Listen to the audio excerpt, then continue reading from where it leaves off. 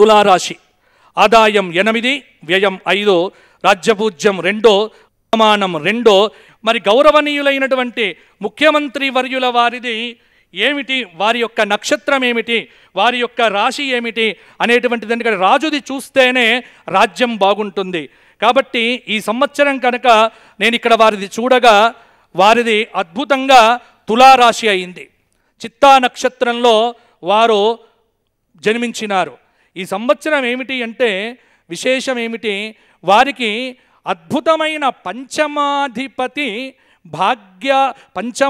సప్తమాధిపతి వెళ్ళి భాగ్యస్థానంలో ఉన్నటువంటి బుధుడు యొక్క మహాదశ అనేటువంటిది వారి జాతకంలో ప్రారంభమైంది, మొన్ననే ప్రారంభమైంది.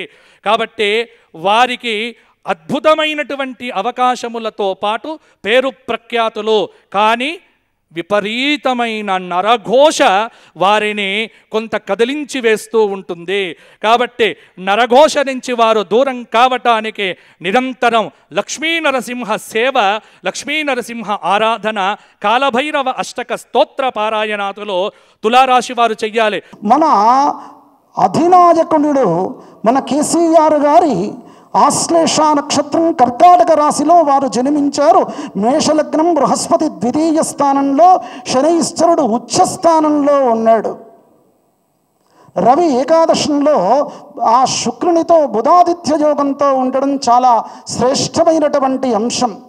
రామచంద్రుల వారికి ఏ విధంగానైతే జాతకంలో వివిధమైనటువంటి ఎక్కువ యోగాలు ఉన్నాయో, ఉచ్చస్తే గ్రహపంచకే అనేటువంటి స్థితి ఆ రామచంద్రుల జాతకానికి మన యొక్క కేసీఆర్ యొక్క జాతకంలో కూడా ఆ విధమైనటువంటి ఉచ్చస్థితి అయినటువంటి స్వస్థానపూరితమైనటువంటి గ్రహాల చేత ఈ సంవత్సరం చాలా సంపూర్ణమైనటువంటి ఆరోగ్యమే కాకుండా ఖచ్చితంగా ప్రజాపాలన ఆ యొక్క ఈ తెలంగాణ ప్రజలు ఏ విధమైనటువంటి ప్రజాపాలన కోరుకుంటూ ఉన్నారో మళ్ళీ కూడా తిరిగి ఆ యొక్క కేసీఆర్ గారు ఖచ్చితంగా ముఖ్యమంత్రిగా పట్టం పట్టడానికి అవకాశం ఉండేటువంటి సంవత్సరం ఇది.